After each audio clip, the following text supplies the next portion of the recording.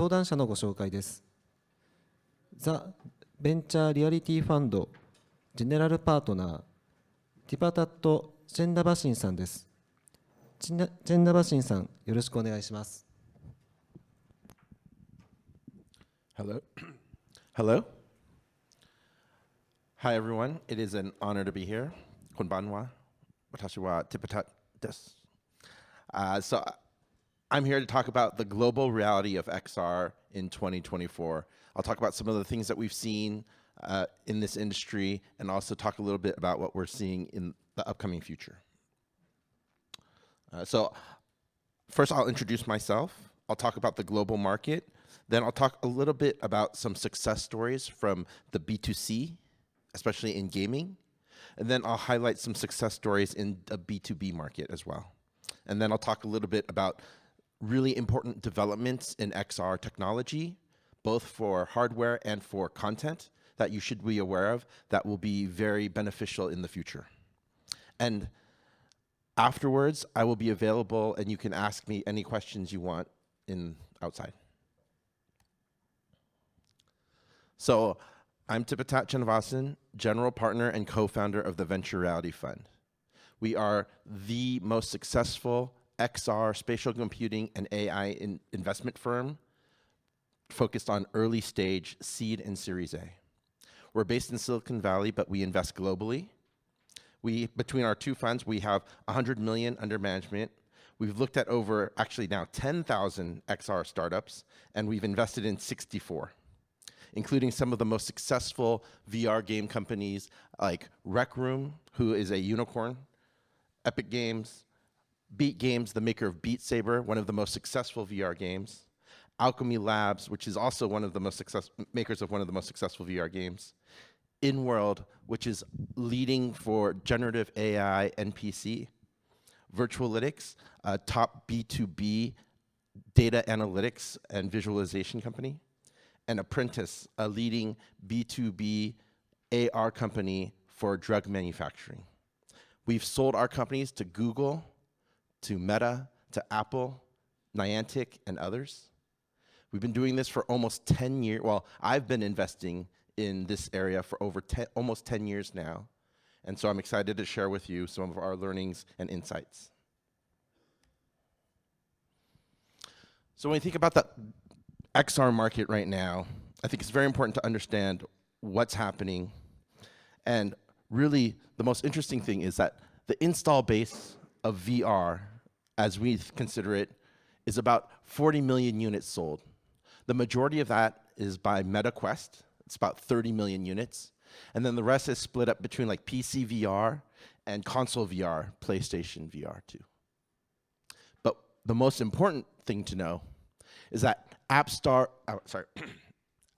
revenue, consumer spend for VR software is over $4 billion in total lifetime revenue. And that's split between the Meta Store, the Steam Store, and the PlayStation Store.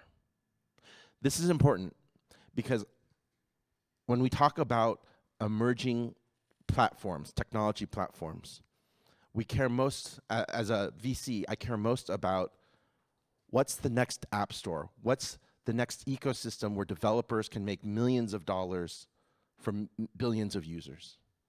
And these VR app stores are the first new successful app stores to make over $1 billion since the smartphone. And then on the B2B side, we have XR startups that are now crossing the 10 to 20 million ARR range. And so now these are getting into like later stage, like B, C, and later stage. But 5 years ago, it was a very big deal if a VR, AR company could do 1 million in ARR. But now we're seeing much, much more happening. Although I will say, it's been a tough time for investment, not just for VR, AR, spatial computing, but for all the sectors except for generative AI.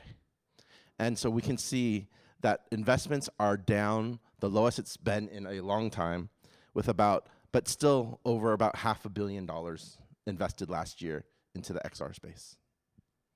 But this is from VC investment. it's important to understand corporate investment is at an all-time high.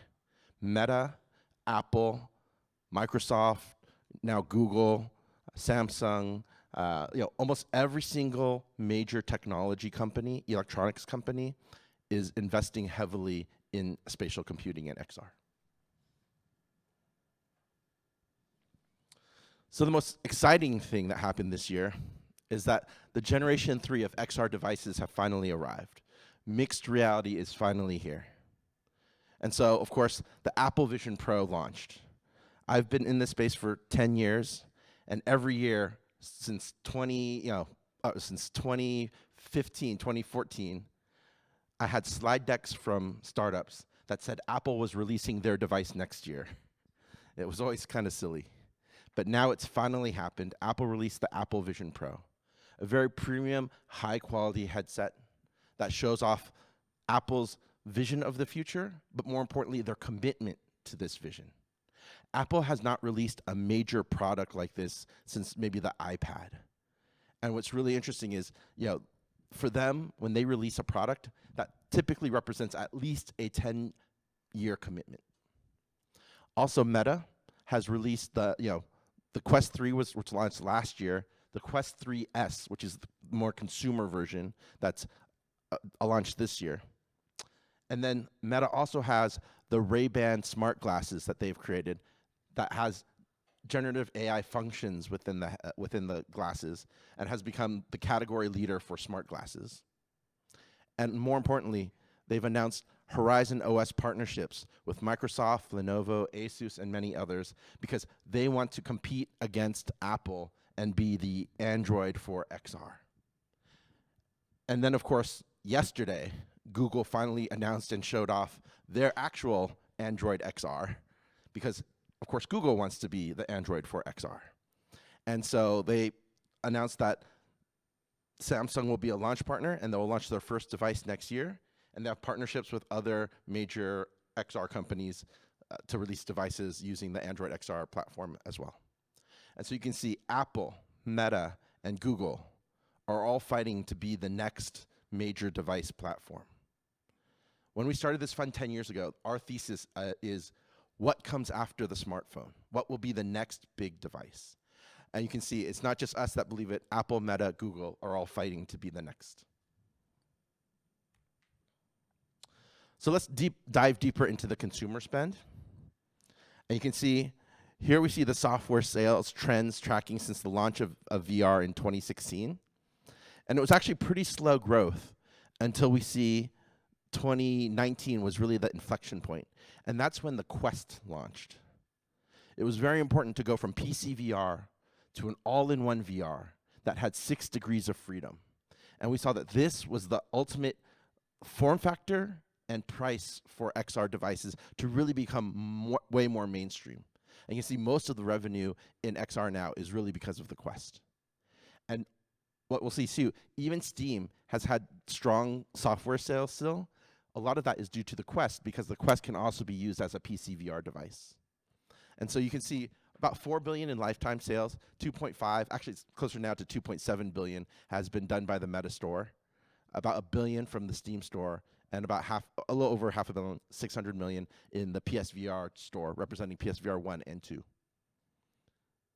So really, what we're seeing now is with new devices coming on the field, we expect this to grow and expand even more. So let's dive a little deeper into the Quest store because that's the biggest and most important store. So this represents Quest 3S, Quest 3, and Quest 2, and technically Quest 1. So lifetime revenues are about 2.8 billion. There's over about 600 titles. 430 of those are paid games. The rest are free to play. What's really important to note is about over 200 of those titles have made over $1 million in revenue. 46 of those titles have done over 10 million in revenue. And top VR games, 5 titles have done over 100 million in revenue. And most of those games had development budgets of less than $1 million and were developed by teams of less than 5 people. top VR title has done over 200 million, probably closer to 250 million in revenue. And so you can see these are actually better numbers than, like, the percentages are better. You have a better chance to succeed in the VR store as an indie developer than you do in the Steam store or in the Apple iOS or Android stores.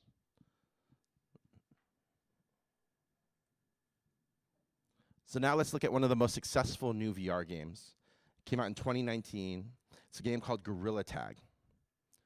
It is a social VR playground, all based on a unique gesture-based locomotion mechanic.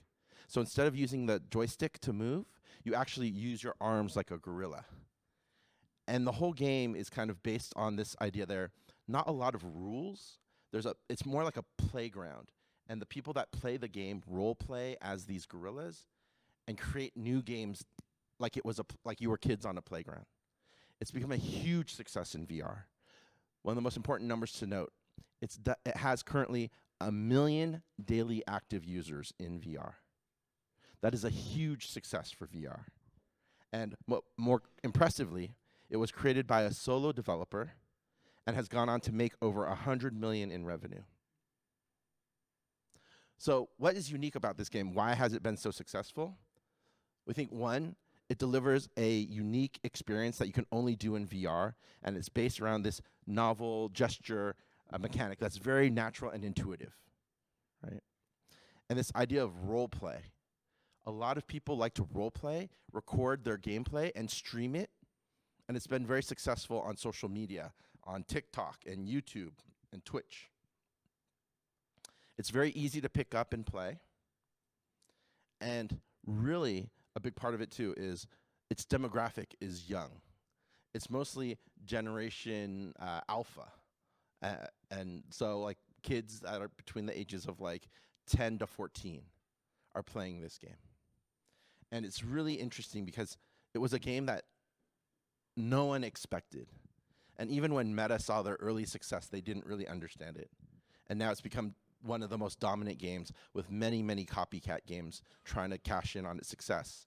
But again, these guys are pretty far ahead.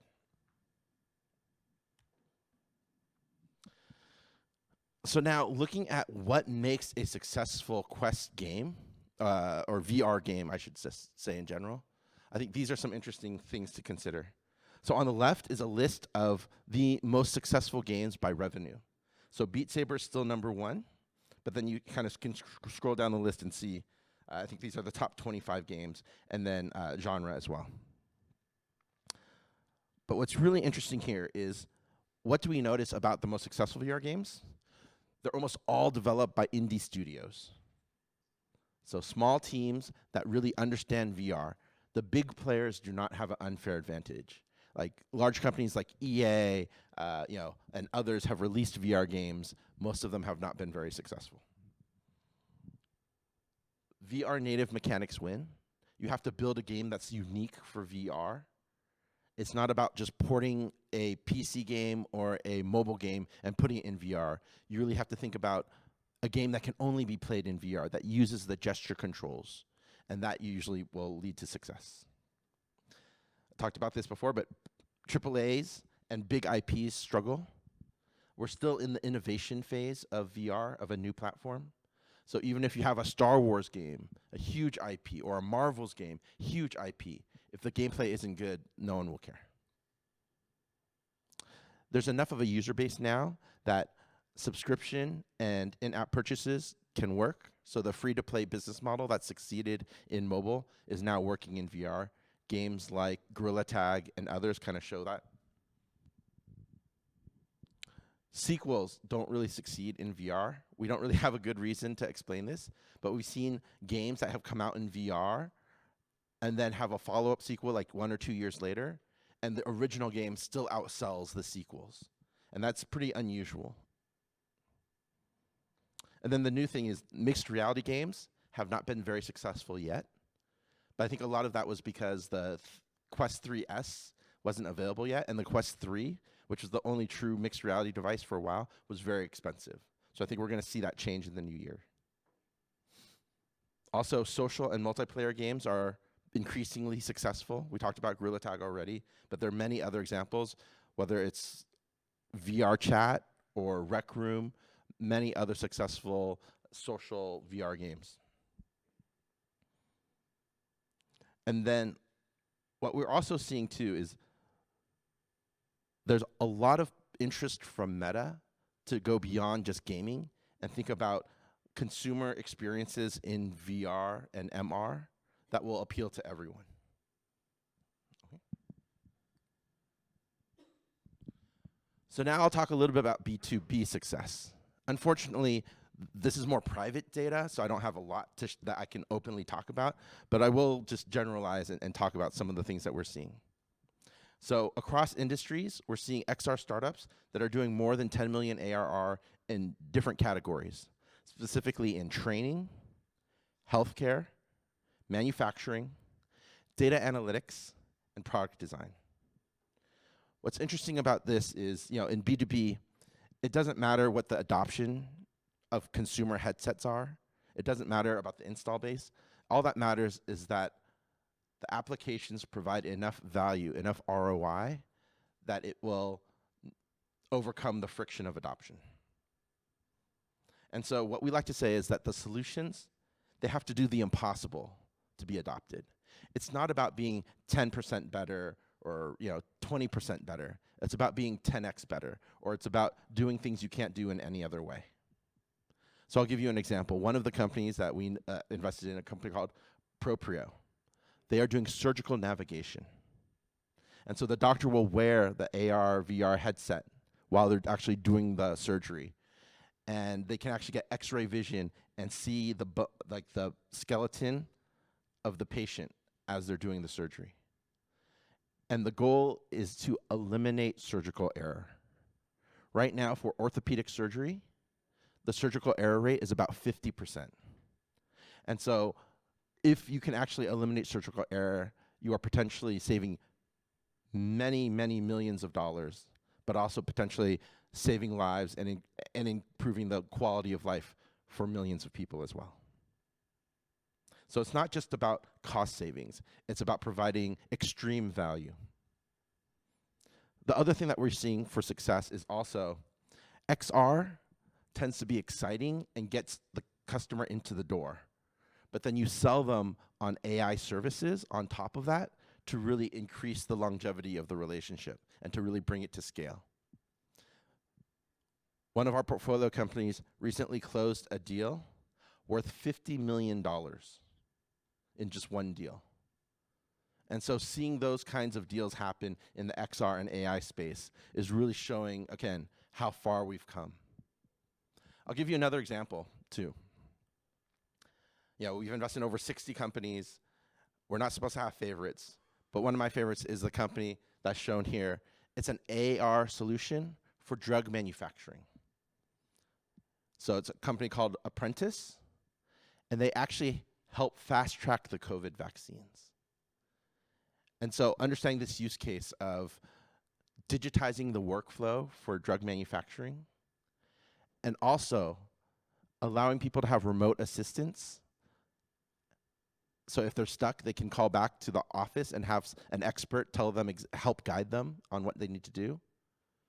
And then, very important, have the cameras record everything that's happening for compliance, and so to understand the workflows. That's really the breakthrough that AR for things like manufacturing can do. And it became essential during COVID and helped solve the problems. And knowing that AR and VR technologies have been used to solve some of the biggest problems we face and have already saved countless millions of lives is proof that VR and AR and spatial computing is already succeeding. So now I want to talk about the future. And what's really exciting is this is the near future. One of the things that I think is very interesting about the Vision Pro, the Apple Vision Pro, sorry, is that if you ask people, is it a success? Some people are like, oh, it hasn't sold a lot yet. But I think the success of the Vision Pro isn't how many units it's sold, but how much it's changed a lot of people's perspective.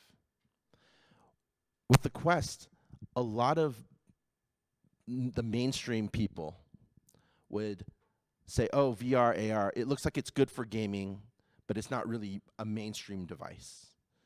It's not for everyone. It may be for the youth, but it's not for everyone.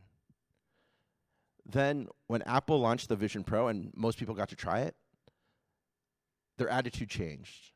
Now they say, oh, we want this. We want spatial computing. It just needs to be lighter and cheaper. But so that's a huge shift in the mindset from saying, hey, this is not for me, this is just for kids, to now, yes, I want this, but it just needs to have the right price point and have the right comfort factor. But when people try the Vision Pro, a lot of times they say, oh, this is the future, but the future still seems 5 to 10 years away. So in the fall, Meta showed off their prototype for Orion. This is their next generation headset. And so what this is instead of the video pass-through that the Quest and the Vision Pro does, this has an optical pass-through, but it has a wide field of view. So it's similar in concept, closer to the HoloLens and the Magic Leap, but with double the field of view. But what's more important too, it also has wireless battery pack and compute pack, and it has this armband for user input that detects like the nerve impulses and can control the device. And so this is now the right form factor with the right functionality. Just like I showed you that the Quest was a big inflection, this is the next really big inflection. And so to understand just how important it is, like this is like going from, the flip phone to the smartphone. And the prototype is a working prototype. And now we think that a mainstream device like this isn't 10 years away, but maybe closer to 3 to 5 years away. But it's not just about the hardware. The software is also very, very important. And so to understand the opportunities and what's changing in content, this is the slide I want you to pay the most attention to, okay? Content has always been very, very hard to create and very expensive to make, hard to make, and especially when you're talking about content for all-in-one headset, the visual fidelity has always been low because of the compute costs of mobile hardware or the compute power of mobile hardware. And so recently there's been a breakthrough in 3D graphics. You can now have photoreal 6 degrees of freedom images and video using this technique of radiance fields, specifically a 3D Gaussian splat. And so I'll show you a quick demo, if this video will play. And so you can see this volumetric capture. They can completely look at it from every single angle. And all of the detail is captured because it's not turned into a mesh. So the lighting is preserved, the fine details like the hair is preserved, the movement of the clothing, because it's real video, but with 6 degrees of freedom. So you no longer have to run it through a game engine to simulate it. So it's easy to capture, easier to produce. Of course, this is non-interactive, but very, very important. So this is a huge, big breakthrough to get photorealistic fidelity, but with 6 degrees of freedom that will unlock so many use cases that haven't really succeeded in VR. So now fashion, beauty, e-commerce, virtual tourism, all of these opportunities can now work when you have this visual quality and the 6 degrees of freedom. This is still in the very early stages. It will probably be another year or two until this becomes mainstream. But I like to call it, I consider this the JPEG, MPEG moment for spatial computing. If you think about computers like a PC, Persicom, originally they only had vector graphics. But as soon as they had a bitmap graphic, as soon as they had a JPEG, then the use cases opened up, exploded exponentially. And this fundamental technology will do the same for spatial computing. So then the last thing I wanted to talk about is AI-generated 3D worlds. So there's this idea of generative AI, creates text, creates speech, creates music. creates images, creates video.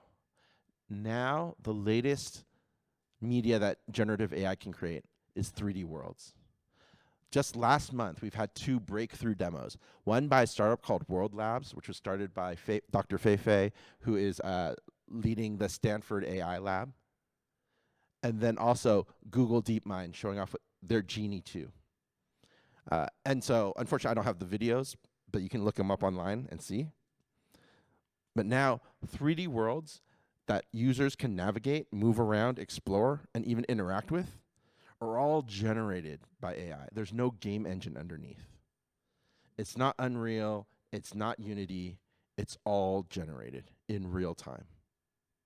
Now, of course, the visual fidelity is still kind of low, but as we've seen in the past with other generative AI, give it a year, give it 6 months, and the quality expands exponentially. And so now this idea of exploring 3D worlds is possible. But what's really interesting and why I think XR is so important for generative AI, it's because when you generate an image or you generate a video that you post on social media, it's fun, it's cute. But if you can generate the world around you, if you can generate your reality to make it whatever you want it to be, that becomes profound. A lot of people ask, what is the killer app for XR? And I'm always confused. I'm like, how do you not understand? How do you not know? It's the holodeck. I don't know how many of you know Star Trek, but the holodeck, this idea that you go into a room and it simulates any environment you want to go to, any time you want to go to, any world you want to go to, and you can interact with it. Like, this is the dream that all us science fiction otaku have always wanted. And now it's within our grasp. The combination of generative AI will allow us to create bespoke experiences that never existed before. And then technologies like this 3D Gaussian splat will have it reach that visual fidelity that you can't tell the reality from the fiction. And because of this, I think, again, this is the ultimate goal that we're going to have with XR. And even though it's not happening tomorrow, it's very clear that this is the direction it's headed, and we know how to get there. So again, this is all I have for my presentation, but I will be available right outside for Q&A if anyone would like to talk to me. Unfortunately, I don't speak Japanese. I can only say sushi words, but please talk to me, and I will be happy to chat more. Oh, and of course, if you want to be in touch with me, you can reach me at tipatat@thevrfund.com, or I'm at Tipatat on X. If you are a startup that's looking for funding, I'm always happy to talk. If you are a large corporation that wants to understand XR better, always happy to collaborate and share with you, especially learnings specific for your industry. I have been very honored to work on this fund with my partner, Marco. We have seen a lot of success in XR, but we know that this is just the beginning. Thank you very much.